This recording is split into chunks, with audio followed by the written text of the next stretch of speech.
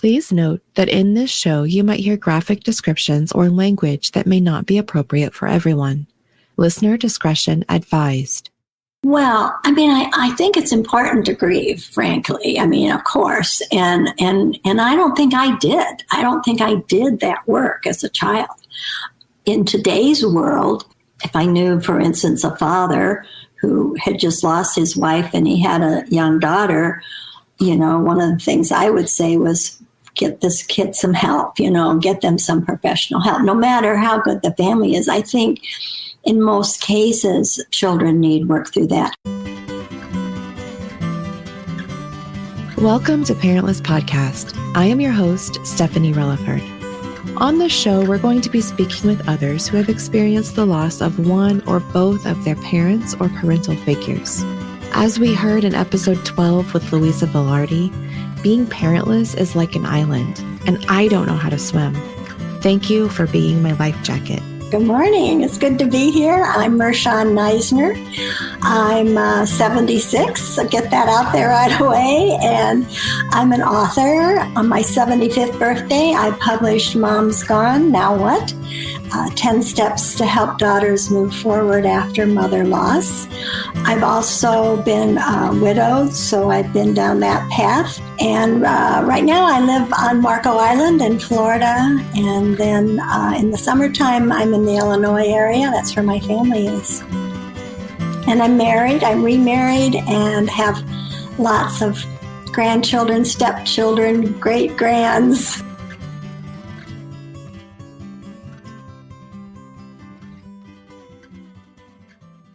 Why are we here and who died for you? Okay, well, why are we here? Well, my focus in terms of sort of my mission is to help women who have had experience of mother loss. So I would guess that's the main reason that we're here today. And my mother died when I was 8 and she was 34. And then her mother died when she was 3 and her mother was in her 30s as well. So I've had that mother loss history. And then my father lived a good long life. He died at 92. But so I'm really here to talk about not just my experience of mother loss, but when I considered writing a book about mother loss, I interviewed over 50 women who had lost their mothers in all different ways, through Alzheimer's, homicide, early loss, early adult loss, all different types of loss. So I have that experience too. The first thing that sticks out at me is, like you said, that your mom also experienced that early mother loss. And being that you were 8 whenever your mom passed away, I don't know if you would have remembered any conversation at all about, your grandma or anything that happened. Not really. I had both of my grandfathers died when I was 5.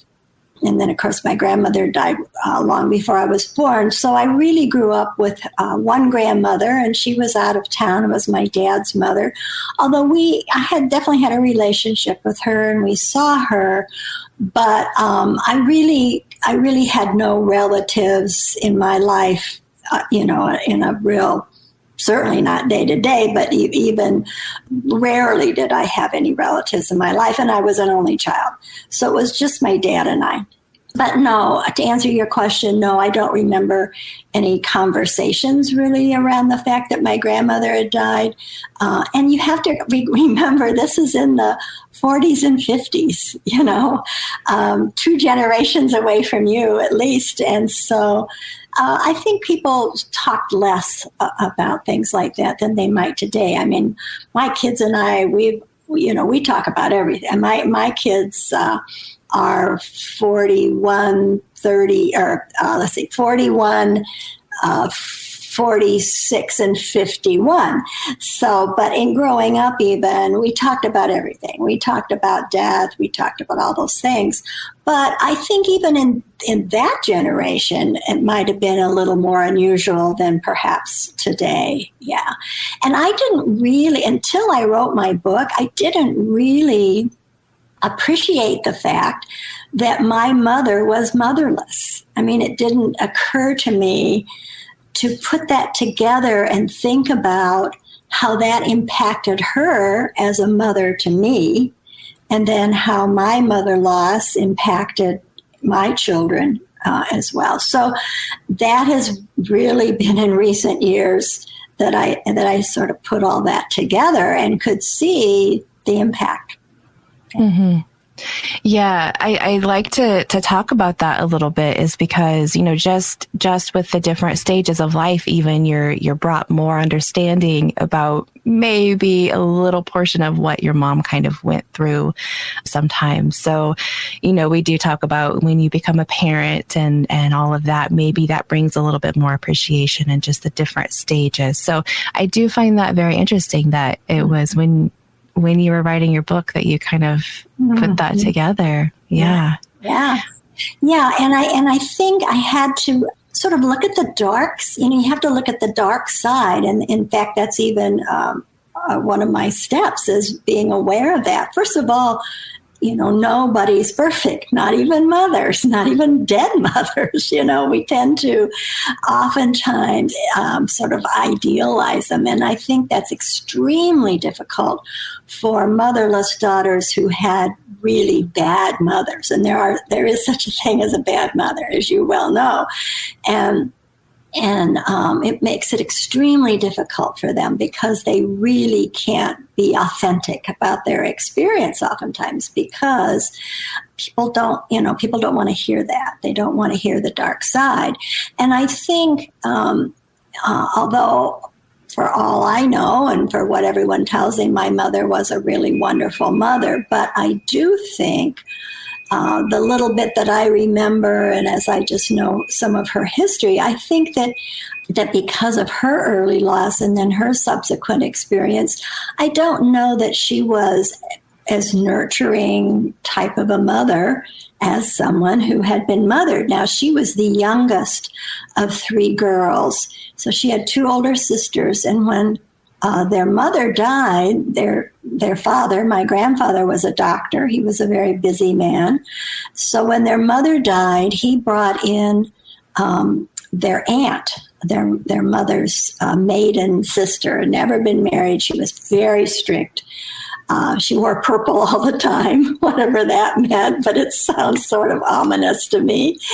And she'd never had children, never been married. And I think she was not nurturing at all.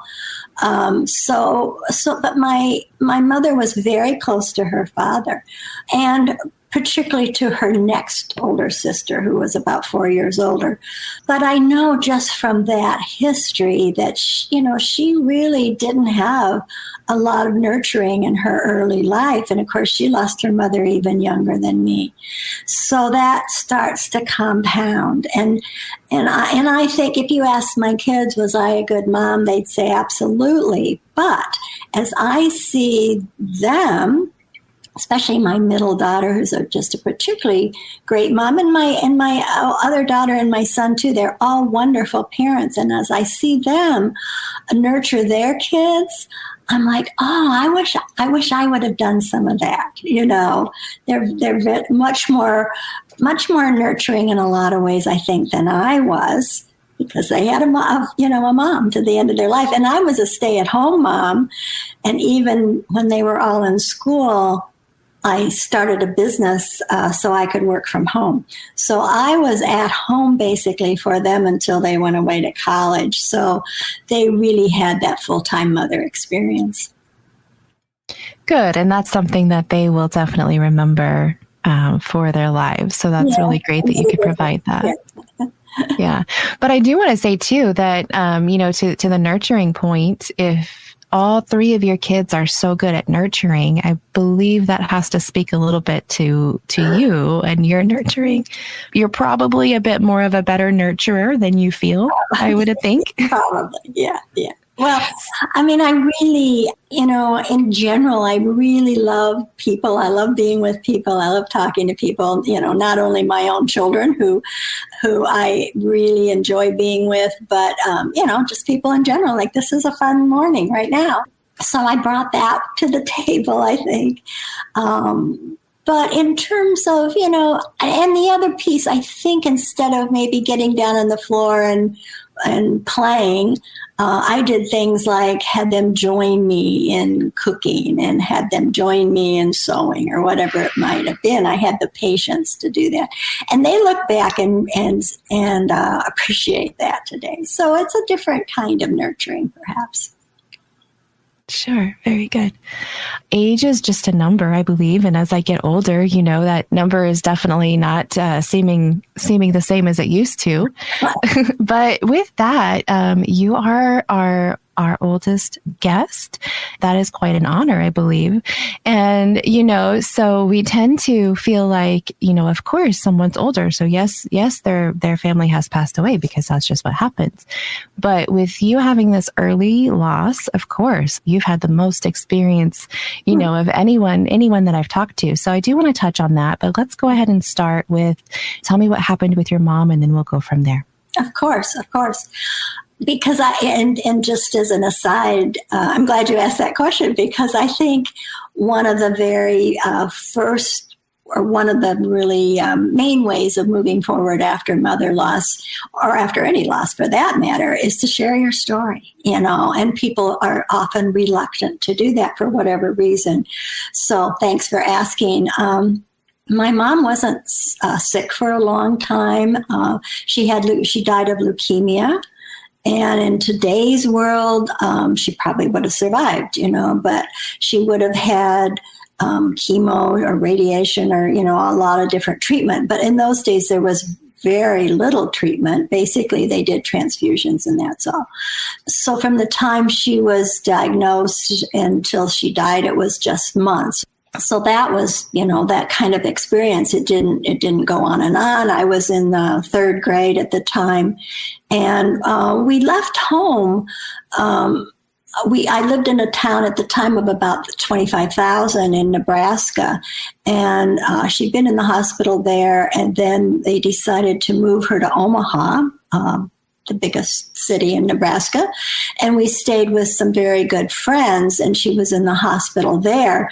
So that was a big thing to be out of school. We were there maybe about a month, but to be out of school in a different environment and so forth. And then that's where she died.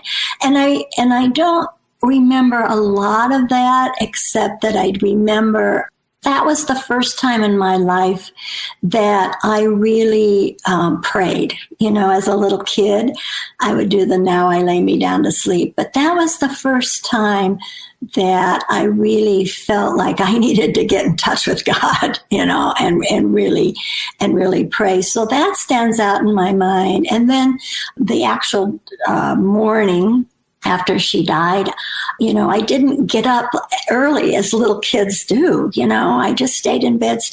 I heard people downstairs, and it was almost like I had a premonition not to start my day. I just delayed my day, and finally my aunt, this sister that my mother was quite close to growing up, she had also gone on leave from her job in California. My dad was on leave from his. And so she was also there. So my dad and my aunt came to my room because I just never got up. And then my dad told me that my mother had died. So I remember that, And then after that, and I remember a little bit about her funeral, but in those days, it was at a funeral home, and the family was behind a curtain, literally. And so I didn't see anything. I know she had pink carnations on her casket, and pink carnations are always, forever, my whole life, have been very special to me. And I remember peeking through the curtain and seeing people walk by, but that's all I remember. And then I just have a blank. And, therapists, editors, all kinds of people have tried to get me in touch with the emotion of those early months. And it's just not there. It's just sort of a blank. But I do know that my dad, I barely knew my dad because he had been when I was born, he was in World War II, and literally almost 2 days or so after I was born, he was transferred. And my mother and I eventually went to live with her father for a while. And then he got out, we got settled into a home, and then he got recalled for the Korean conflict. So he had been away a lot of my life, and I barely knew him. So here we were, these two, daughter and father that barely knew each other. And this was 1954. And believe me, men did not raise daughters by themselves. That was an extremely rare circumstance, especially without any relatives. So I felt that in some way, that people were kind of waiting to see if we were going to succeed and if we were going to make it. And so my dad and I were really, we really bonded right away, and I had that support right away. So I didn't go through some of that trauma that a lot of young kids do when they lose a parent. So that's kind of the early story. Her name was Winnifred, and they called her Winnie, and her mother was Winnifred. And my oldest daughter is Winnifred. And I was very grateful that she made it out of her 30s and is now 51. Yeah.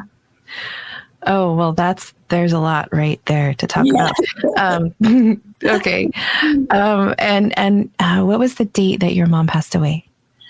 She died May 24th, 1954. Okay. Let's just catch that one right where we're here. So you then, of course, and I did see that this is in your book, you do talk about it, getting to the age of where your parent passed away and then surviving that. And then, of course, I haven't thought about this one yet, but then making sure your children get past that age too. Yeah. Wow. So that's kind of, I'm getting like some goosebumps. That's a lot of years to be waiting for something to happen or not happen. So that's a new aspect for me. I haven't quite thought about that far yet. Well, the anniversary year, and I'm not unusual in this at all, the anniversary year of the loss, especially if you've had a parent early loss, a mother, particularly of a daughter, mother early loss, the anniversary year when you become the age your mother was when she died is almost universally critical year. I mean, it doesn't need to necessarily be dramatic, but it's certainly something that every daughter I interviewed, certainly thought about. Some of them had very dramatic experience. Just to give you an idea, one of the gals I interviewed, she was just anticipating this year and this day, the exact day, and she was counting down to that day. And suddenly that day, she got very, very ill. And so ill that she had to take herself to the emergency room. And she thought that she had, I can't recall now what her mother died of, but she was sure that she was going to die on the same day her mother died of the same thing. And she was so ill, she was in the emergency room. And they found out she had a severe sinus infection. Not life-threatening, but it was almost like she brought it on, And she said, when I interviewed her, she says, hey, with an exclamation point, a sinus infection, So that's the kind of thing that can happen. And in my case, I don't think I brought anything on particularly, but I will say that when my oldest daughter was 8 years old and I was 34, so that would have been the age I was, the age my mother was the only time, basically the only time in my life that I was hospitalized and seriously ill. It's really a miracle story because I was there with a uterine infection. They did a scan and saw a mass there that they didn't know what it was. It was very ominous time.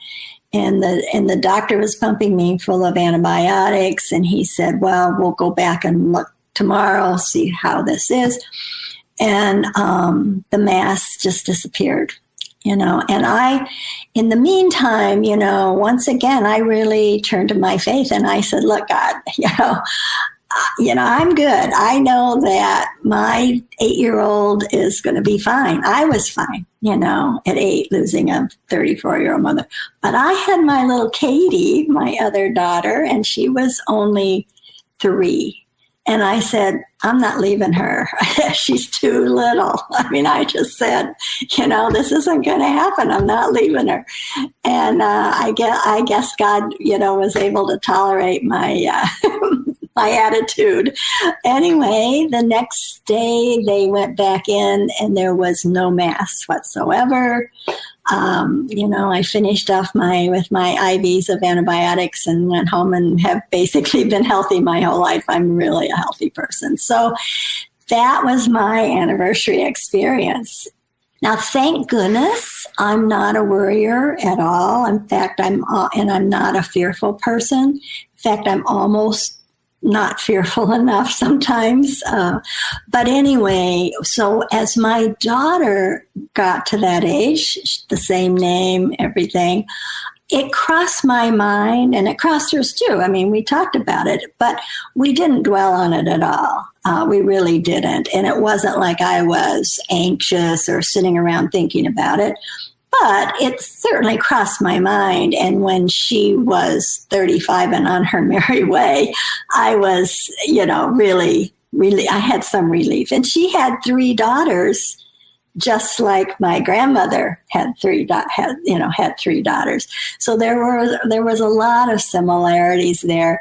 And I was really relieved. Yeah, I was relieved when she got past that. And then my second daughter as well, although that didn't seem as critical. Yeah. Right. You made it through once. So like the second time, it's probably not a problem.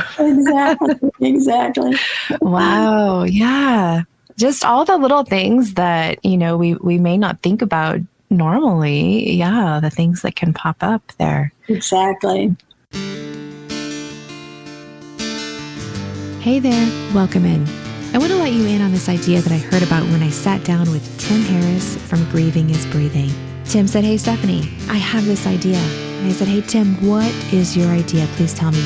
He said, "Stephanie, it is my goal for 2022 to bring at least one person free therapy for 1 year." And as soon as I heard that, I said, "Tim, I am in. Tell me, what can I do? How do we work on this goal together?" Tim said that people can visit the website, www.grievingisbreathing.com. You can play around there, explore, see what's there. But if you want to help with the specific goal of getting one person free therapy for 1 year, you can find the donate tab and you can click that. Also remember, the word of mouth is a powerful thing. You can reach Timothy Harris at grievingisbreathing@gmail.com. Also on Facebook and Instagram of the same name. Let's help Tim pay it forward. Sometimes I ask, about the things that you do remember about your parents. So is there, if I know you told me about the pink carnations, if you remember any saying or anything that she had, or any phrase, or I know it's 8 is very young. Well, I don't remember much. I don't. Well, first of all, it's been almost 70 years. And I don't remember a lot. I remember, I remember the odd little tiny details of life. I remember that she used to, for eyebrow pencil in those days, they didn't have all these fancy cosmetics, I remember, but we had stick matches because we didn't have pilot lights in our gas stoves. So you had stick matches around because you'd light the pilot light every time you lit the stove. But anyway, so she'd take that stick match, light it, blow it out, and then she'd use it to make her eyebrow, to enhance her eyebrows. Wow. Isn't that funny? That's a tiny detail that I remember. She was a very lovely lady. It sounds like black eyebrows, but no, she knew how to do it. She was very lovely. And then I remember too that in those days they wore house dresses. They didn't wear pants. And they wore house dresses all the time. And she had one that was like a wraparound, a house dress. So then when she'd go out and hang the clothes, because we didn't have clothes dryers, she'd go out and hang the clothes in the line. If it was windy, then that house dress would blow open. So she'd safety pin it together, or not safety pin, but clothespin it together with the clothespins. That's a little detail. In the summer, every morning, all the ladies, because nobody worked. Like, I literally didn't have one friend whose mother worked. But in our little neighborhood, all the ladies would gather with their children about 10 o'clock in somebody's backyard, and they'd have coffee. I remember that. And she was really very social. She was in a bridge club, and she had some lovely china and things like that from her family. And so I really learned to be a hostess from her, because when Bridge Club came to her house, she'd set these lovely little card tables with, hand-painted china. And that's something, I love being a hostess. That's something I've taken with me, and all my life has been significant. So those little details are kind of what I remember more than anything she said or did. I remember one instance, though, very, very, in very great detail. One time she called me in, and it was at the end of the day, and she called me in. I was outside playing. And I didn't want to go in, because you'd think I'm probably 6 or 7 at the oldest, So anyway, so then she closed the door, and I stuck my tongue out at the door. Well, she was looking through the little hole at the top of the door, and she saw me, and she opened that door, whisked me inside. And that was, not a good thing. And I remember that little detail as well. But, I don't have a lot. Not a lot of memories. Well, I like those little details, and my listeners can't see you, but you've been doing a lot of smiling as you remember back to those times. So yes. I do like to see that. Well, as we talked before we started recording, your father has also passed away. So let's touch on his life a little bit, and then we'll kind of get around to your book. So what was your dad's name? My dad's name was Leon Horn. And, I could talk all day about my dad. Well, when did he pass away? Let's start with that. Oh, gosh, and I can't tell you the date. See, he was 92.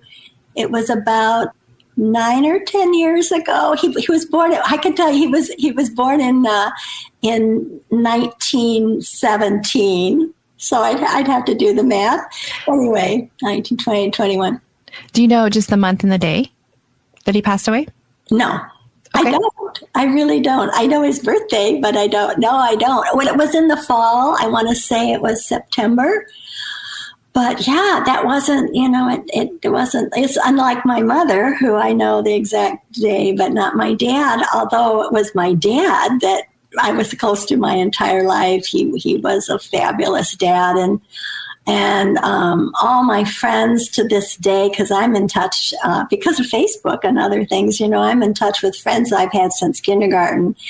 And in fact, just on Veterans Day on the 11th on Facebook, I posted a picture of him in his military uniform. And, some of my friends said, "Oh, your dad, I loved your dad," So, I mean, he's so well remembered after all these years. But he was a very calm. He wasn't like me, he was a very calm, steady guy, and he really put his life on hold to be a parent to me. He didn't date for 10 years, and he turned down promotions so that we didn't have to move. He worked for the government. He worked for the Veterans Administration in a veterans hospital. And he, turned down opportunities because he wanted to give me that stable life. That was his mantra, I think. I mean, we didn't talk about that, but looking back, I see that. So I grew up in one house. I grew up, once. I mean, we had a few houses before that, but after my mother died, I grew up in one house. he had a kind of job that he left at a certain time, got home at a certain time. So that stability was huge for me. I really believe that. And, we were partners. It wasn't the usual parent-child relationship. We fixed dinner together. We had people over and we would divide up how we were going to do that.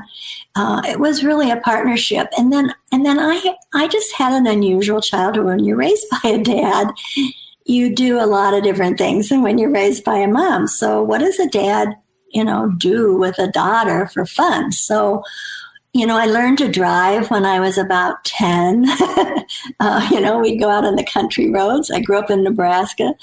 So we drive, went out in the country roads and I learned to drive. We went out in the riverbeds and I learned to shoot.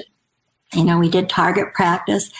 And I had a really free childhood because we had a housekeeper the year after my mother died. So the year I was 9, she died in May and I turned 9 in July. So that whole year I was 9, we had a housekeeper. So she was there, when I got home from school, she cooked, things and so forth. And then when I turned 10, my dad and I looked at each other and he said, "Do we still need Mrs. Seifert?" Her name was Mrs. Seifert. And I'm like, "No, we don't need Mrs. Seifert." So from the time I was 10 on, I was on my own. So I got myself off to school. I came home, fixed my own lunch, went back to school, came home, after school, was there until he got back. And then I was home alone all summer. Now, in today's world, my kids are horrified by this. My kids say, "Oh my gosh, he would have been arrested today," But it was a different world. And I think that, people sort of raised eyebrows about that, especially mothers of my friends probably. But that's how it was. And I did fine. But I had a very much of a free range childhood. Yeah. Yeah, you're right. It was a different world then. For your dad, did he have any sayings or dad jokes or anything that stick out in your mind? Oh, he had a million. Can you tell me like a few that you remember? He was a storyteller. And in fact, right now I'm working on the rewrite of a second book, and it's called The Bootmaker's Wife. And it's the story of his grandparents, my dad's grandparents, who were Nebraska pioneers. And one of the reasons that I was kind of, moved to write this book is because the stories he told me, some of the stories he told me about them, and, about her driving a mule team. And then they lived in a sod house on the prairie near Fort Hartsuth in the sandhills of Nebraska. So, but he also told a lot of stories from the time he was in the military. He never saw action, but he was a classification officer much of that time. So he matched people up with what they were supposed to do. So he had some interesting stories of people he had met. He told stories about his childhood. He grew up in a tiny town in Nebraska and the crazy things they did, put a skunk in the schoolhouse and, those kind of things. So, but yeah, he was a really storyteller and he was a good cook. We used to, cook. And I think that's one reason he lived so long. He was widowed twice. And so he was actually alone more than he was married, but he cooked healthy food. And so, he did well. But he didn't marry. And when I went away to college, the bottom sort of dropped out of his life because he was used to having not only me, but my friends. There was a lot going on. And then suddenly I was gone. And within a year, I think he remarried. So, and good for him, and I was like a lot of motherless daughters who are quite unhappy when their fathers remarry. Did I like my stepmom or did I love her? She was okay. She had never had children. She was completely the opposite personality from my mom. So I wasn't wild about her, but I was so happy for my dad, and I love my dad so much that that's what I really wanted for him, was to have, be happy. And I knew after I left, I could tell by talking to him on the phone that he was pretty miserable, So how did that affect you, knowing then that your poor dad was over there kind of being sad that you were gone? Yeah, I didn't dwell on it. And I went to college. I was quite close to home, but in those days you didn't run. I mean, I was very busy in college, so I didn't run home, but he did come once a month and take me to dinner. So I saw him at least once a month. And then of course I went home for all the vacations. But you're right. I had met somebody who I ended up marrying, and then I met in my freshman year. So I was moving on with my life. And I was glad that I didn't have that, kind of responsibility for my dad, that he now had someone, and, early on they traveled and so forth. So I was, I think it was certainly good for both of us. It freed me to get on with my life. And it was funny because the vacations we used to take, my dad and I, they were usually to Wyoming or Colorado because we lived in Nebraska. And in those days, you didn't just jump on a plane and go all over like you do today. You drove and, went somewhere close. And so that year, it must have been the summer after my freshman year. So he had met Sylvia, who was eventually his wife, and I had met Jim, who was eventually my husband. But it was just my dad and I, and we went to Colorado on vacation. But we were both like sad because we were missing, these people in our life. So after a few days, we sort of looked at each other and said, should we go home? And we're like, yeah, let's just go home. And so we did. So in some ways, it was kind of weird that we were in the same place at the same time. We were both in love and dating, at the same time. So that worked because he didn't resent that I was moving on. I didn't resent that he wasn't moving on. And it was good. It was all good. Your dad sounds like a character. He kind of reminds me of my grandpa. He also grew up in that area, and he was definitely a storyteller as well. So, I was kind of going back to some of those stories I heard when you were talking about him. Parentless Podcast is available on many podcast platforms. Now, if you listen to podcasts, you can probably just go search the show and you'll be able to find it, no problem. However, some of those platforms do include Spreaker, Apple Podcasts, Google Play, and Amazon, and that's just a few. Something that you can do right now is take a screenshot of the episode you're listening to at this very minute, post it to your Instagram story, and then tag me. If you know a friend or a family member that might find something helpful in the show, you can go ahead and tag them too, or just send them a message. Another simple way to help get the word out about Parentless Podcast is to rate, review, and follow wherever you're listening right now, especially on Apple Podcasts. Everything that I've researched, everything that I've heard, it says, if you do this for me, it will help get the word out. That's what they say. So let's test it, right? If we don't have the reviews, we won't know. Please come, please help, please review.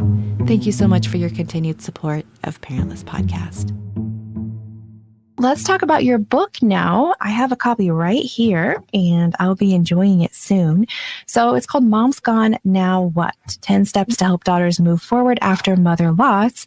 And one thing that I did notice is after, in each chapter, you ask the question, and then you give an answer. So now what? I saw there's also coaching questions, and I see you might have another profession in your life as well. So just kind of tell us about that, and then we'll talk about your book. Okay, sure. Well, yes, my degree's in education, but my first job, I was waiting to be a teacher. I graduated early. I graduated in 3.5 years, and then I got married. So I graduated, got married, and moved all within a week. And then I was waiting to start being a teacher that fall. But in the meantime, I got a job as a social worker. So I was a child welfare social worker in rural Georgia in the 60s. So that was a whole interesting experience. And I did a lot of adoptions and things like that, but I also did abuse and neglect and the usual things. But anyway, and then eventually, and then I had a marketing communications business for 15 years or so. And then I eventually was a certified life coach. So that circles us back to that part of the book. So I ask coaching questions as if I am their life coach, the reader. And then I also pose that now what questions so that, the whole idea of the book is to help people move forward. And frankly, I'm in a lot of groups online of motherless daughters. And frankly, there's a lot of motherless daughters that do not want to move forward. They want to be there. They want to stay in extreme grief. They want to and I honor grief. Believe me, I've been widowed. I've been, I've done had a lot of grief experiences, but there's sort of that reinforcing back and forth of the ain't it awful.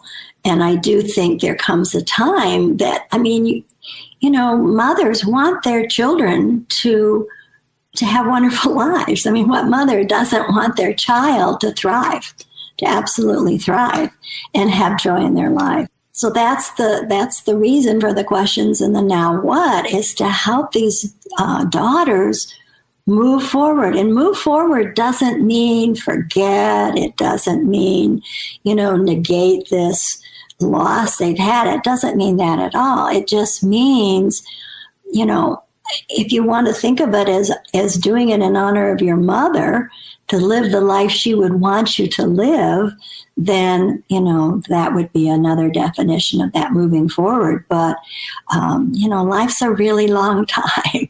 And to give up, and so many times and this was part of what motivated me to write this book, was reading these responses of, I don't want to live. If my mother's gone, I no longer want to live my life. I'm done. It breaks my heart. it really, really breaks my heart. And so one of the reasons I wrote that was in response to, some of these daughters, to help them move past that. But they're not. If they absolutely don't want to, then they won't. Right. Yeah. And everybody's different. And even though we'd like to change things for people, that's not something that we get to do. But you can give them tools, and they can use the tools or choose not to. Absolutely. Definitely. And with your book, I like how these interviews that you did, you've separated them kind of into portions. I really like how they're just little stories sprinkled throughout as you talk about it. So that's very nice. Would you have any advice to anybody who might be in their grief now? Well, I think it's important to grieve, frankly. Of course. And I don't think I did. I don't think I did that work as a child. If in today's world, if I knew someone, if I knew, for instance, a father who had just lost his wife and he had a young daughter, one of the things I would say was get this kid some help, get them some professional help, no matter how good the family is. I think in most cases, children need work through that. So that would be one piece. But I think as a young woman, of course, finding help, but it might not always be professional help. It might be help in other ways. But I did, in all the interviewing that I did, I kind of came to the conclusion that unless a child had very bad caretakers, then that's a whole nother story. But without looking at that, my experience was that young adults, like women who lost their mothers when they were in their 20s, that they had the hardest time. they actually, sort of grieved the most and had the hardest time moving on. And I think it's because that's the time in your life where you've gotten past the push and pull of teenage years. You've finally gotten to that place where you and your mom are friends, hopefully. You've also entered that age of where you really appreciate your mom and you appreciate what she did for you as a mother. And then to lose her right at that time, it's almost like, the beginning of the best time of your relationship in terms from the daughter's perspective, So I think they have the hardest time. And I think that's, they struggle the most. But I think it's such a hard question to answer because everybody, like you said, everybody deals with grief in a different way. Yeah. Did you use any tools, like any books or any podcasts that you listen to? Anything can you pinpoint that's helped you a little bit more than something else? Well, friends, I would say for one thing, being an only child and a motherless daughter, friends have always been extremely important to me my entire life. They still are. I mean, more so than the average woman. And I've noticed, and this may not be universally true, of course, but I've noticed that in today's world, women of all ages don't seem to have core, really good buddy friends as much, perhaps, as they did in years past. And I think some of it is because they're so busy, and then also social media, I think, comes in. So they have friends through social media. But anyway, I've always had, ever since I was a little kid, I've had really good friends. And like I say, I'm still in touch with people I knew from kindergarten. I still consider my college roommate, just a soulmate, even though we hardly ever see each other.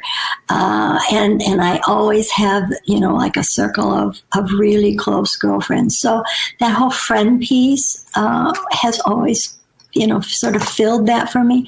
I think I'm attracted also. Not all my friends are like this, but I usually always have at least one or more friends who are that sort of older, nurturing woman, In fact, one of my very best friends she's not that much older than I am. She's probably, 5 or 6 years older than I am, something like that. And she's just a very nurturing, kind woman, So, that's that, filling that mom piece for me. I know it is. And she said to me, though, recently, she says, Marshawn, you need to find some younger friends because the older you get, your friends are really old. And so, it gets to be more challenging. But anyway, so it was. She's trying to look out for you. Yes, it's a long thing, right? I know. Well, so that, and then in terms of books, I think one that was fundamental, and this is an old book by a rabbi, Bad Things Happen to Good People. That's a 50s book that was fundamental to me. Besides being widowed, I've also been divorced. And frankly, I have probably done more mourning and more work in terms of psychological work around divorce than anything else in my life, because that has been more difficult. And the book that I literally carried in my purse, it's a tiny book, but I carried a book in my purse for about, probably 3 years or more. And it was called How to Be Your Own Best Friend. And it just held me together, it held me together because for me, oh my gosh, I doubted sort of who I was. And so that How to Be Your Own Best Friend helped me remember I'm my own best friend.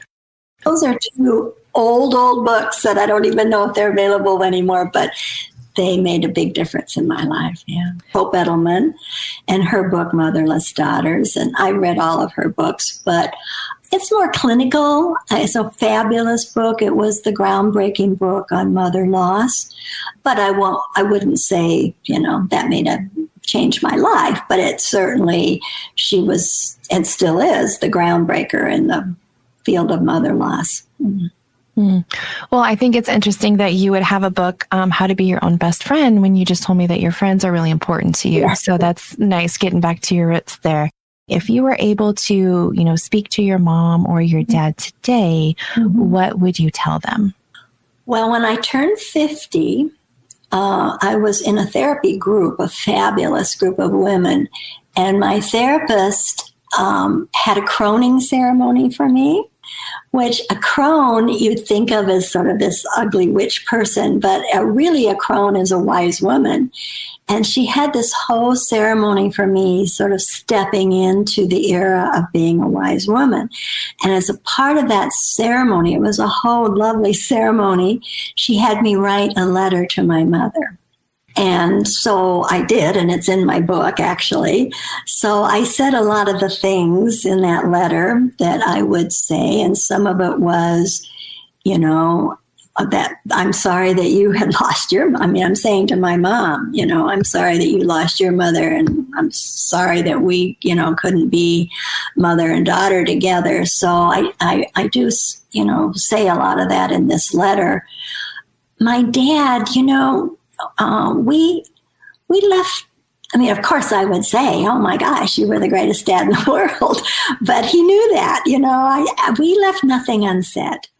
When he died, he was at peace 100%. I was at peace 100%. My children were at peace.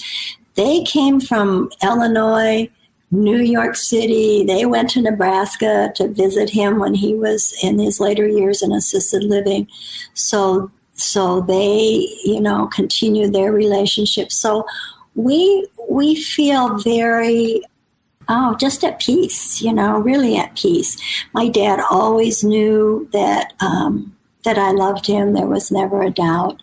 And we talked about everything. So there was really nothing unsaid. There was, I have no regrets. I don't think he has had regrets. So there, there's not much left to say.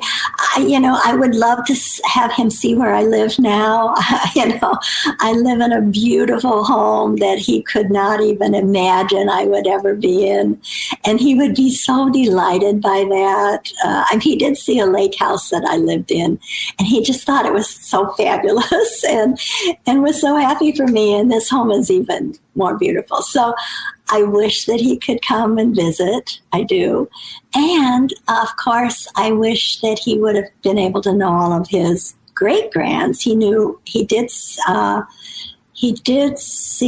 4 of them, I think, 3 or 4, but I have 8. So some of them he never knew. But I wish he could have known all of them, of course. But other than that, he had a good life and no regrets. To say that you have no regrets, that's amazing. Yeah. I wanted to ask you, I know you've spoken about God a few times. Do you feel like your dad is looking down on you? How do you feel like, where do you feel like they're at now? Well, yeah, I'm certainly a woman of faith, and my faith is very important to me and has been sustaining my whole life, through all these thick and thin places, for sure.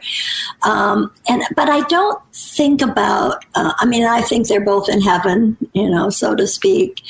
But I don't ever think of it like that. I don't think of people as, I just think it's, heaven is beyond our imagination. We want to think of it as being an ideal earth, and we want to think of people looking like and acting like and, being the same people they were on earth, etc. And I don't think that. I think it's broader, and I think it's, they're spirits as opposed to. So I don't think of them as, quote, looking down on me. I don't think of them as protecting me, or, I don't put that sort of humanization on them, but I just, I feel like that's where they are, and that's a good thing. And yeah. And I don't necessarily think a lot about, I'm going to be reunited with them someday. I probably am, but it's going to be in a completely different way than I could ever imagine. So I don't really think about that much. It's not, that piece, I don't know, it just doesn't play for me. Do you believe in signs, and have you seen any?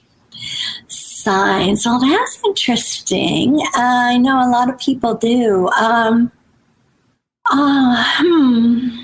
can't say in particular. I don't think that signs for me just sort of pop up, but I do know that there's a lot of things that happen. Oh my gosh, there's thousands of things that have happened to me that are unusual and are like, oh my gosh, I call it a God thing, that's just like, things that have happened that may or may not relate to my parents, but I can't tell you specifically offhand what that might be. So, yeah, I mean, I don't think about, every time I see a cardinal that's a sign, that kind of thing. I don't really relate to that. But I think that is good for some people because it gives them that connection.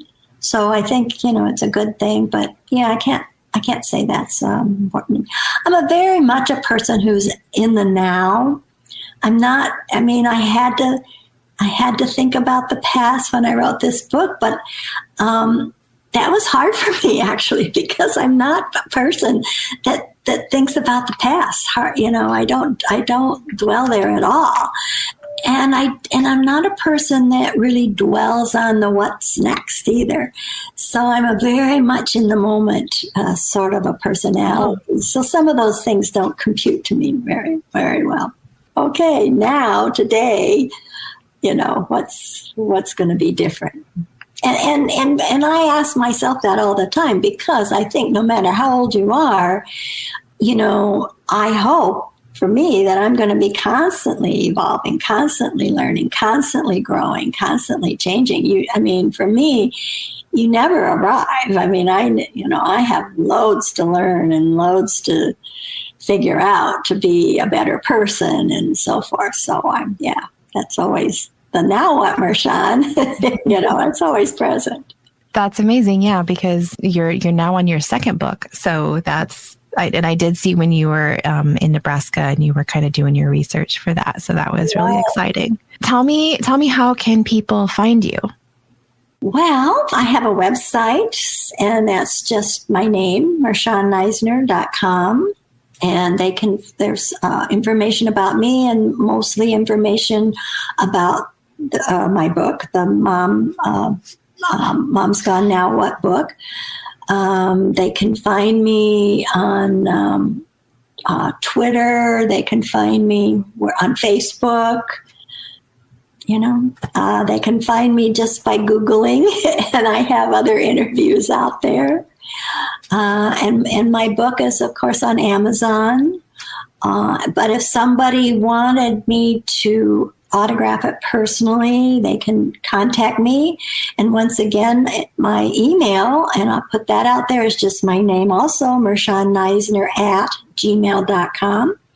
And I'd be glad, and it's free shipping, so I'd be glad to, autograph a book personally, either to them or to someone that they want to gift it to. So those are always, I'm exploring some of the other media like TikTok, and I'm trying to, keep up. I can see all your symbols. It's like, oh man, she could teach me so much about media. But it's a lot for somebody my age to learn about all that. I have a health coach who I met because her book is almost the same title and I didn't know it. And I thought she was going to sue me, and instead we've become best friends. It's a whole other story for another day. Anyway, she's about the age of my oldest daughter. She's wonderful. And she's kind of gotten into TikTok. And so she's like, we're going to do a TikTok thing together about our books. I'm like, okay. So if you see me on TikTok one of these days, don't be surprised. Oh, that'll be awesome. Yeah, no, I hear it's really great for like business and things and exposure. But I try and do, LinkedIn, I don't know, all that kind of stuff. But what I keep up with, I have a blog. I forgot to mention that. And I do post to a blog at least twice a week. and that's motherloss.blog. So, and it's not all about mother loss because that would be overwhelming. So it's about everything. It's about life in general. And I post regularly to that, and I have for a long time. I don't know, 5 years almost. I've posted regularly to that, so they can find me there too. Okay, very good. I'll add all of that information in the show notes, and that will be great. All right, Mershon, thank you so much for being here today and for sharing with us. I appreciate it so much. Thank you. Thank you for inviting me. This has been fun, really fun.